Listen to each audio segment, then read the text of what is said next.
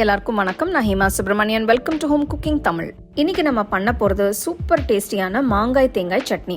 இது நல்ல புளிப்பான பச்சை மாங்காயோட ஃப்ரெஷ்ஷான தேங்காய் வச்சு செய்யற இந்த சட்னி புளிப்பு காரம் எல்லாம் நல்லா இருக்கும். இட்லி, தோசை, சப்பாத்தி, சாதம் எல்லாத்துக்குமே வச்சு சாப்பிடலாம். ஸோ வாங்க இந்த மாங்காய் தேங்காய் சட்னி எப்படி செய்யறதுன்னு பார்க்கலாம்.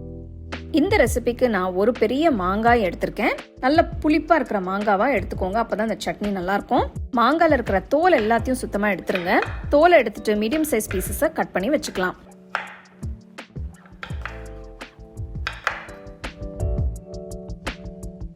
ஒரு மிக்சர் ஜார்ல நறுக்கின மாங்காய் துண்டுகள், இது 1 கப் அளவுக்கு இருக்கும். இப்போ அதே அளவுல ஃப்ரெஷ்ஷா துருவன தேங்காய் சேர்த்துக்கலாம். இது கூட 1/2 டீஸ்பூன் சீரகம், 2 உடைச்ச 4 பச்சை மிளகாய் சேர்க்கிறேன். மாங்காயில இருக்கிற புளிப்புக்கு இந்த 4 பச்சை மிளகாய் சரியா இருக்கும். இது கூட 1 டீஸ்பூன் அளவுக்கு கல் உப்பு சேருங்க. உங்ககிட்ட கல் உப்பு இல்லைன்னா இதுக்கு பதிலா நீங்க டேபிள் சால்ட் கூட யூஸ் பண்ணிக்கலாம். இப்போ மிக்சர் ஜாரை மூடி தண்ணி எதுவும் ஊத்தாம ஒரு தடவை நல்லா அரைச்சுக்கலாம்.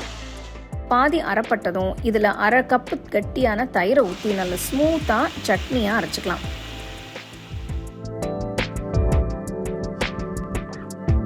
அரைச்ச சட்னியை ஒரு பவுலுக்கு மாற்றி வச்சிடலாம்.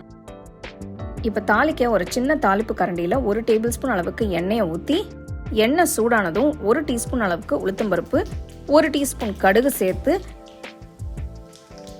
கடுகு பொரிஞ்சதும் ஸ்டோவை ஆஃப் பண்ணிடுங்க. இது கூட 2-3 சிவப்பு மிளகாய் உடைச்சு சேர்த்து, அதில் 1/4 டீஸ்பூன் அளவுக்கு பெருங்காயத்தூள், கொஞ்சமாக ஃப்ரெஷ்ஷான கருவேப்பிலையும் சேர்த்துக்கலாம். எண்ணெய் சூடுலேயே பெருங்காயத்தூளும் கருவேப்பிலையும் பொரிஞ்சிடும்.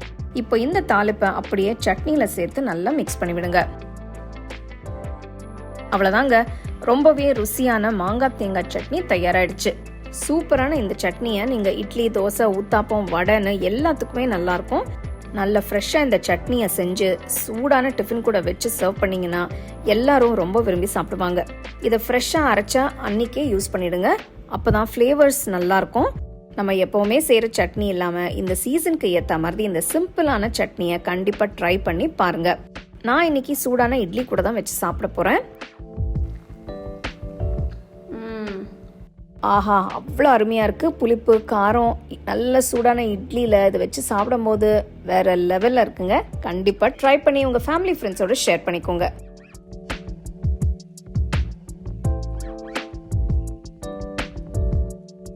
உங்களுக்கு நான் இந்த வீடியோவில் யூஸ் பண்ணுற ப்ராடக்ட்ஸ் பிடிச்சதுன்னா கீழே டேக் பண்ணியிருக்கேன், செக் பண்ணி பாருங்கள். டீட்டெயில்டான ரெசிபிக்கு homecookingShow.in வெப்சைட்டை செக் பண்ணுங்கள்.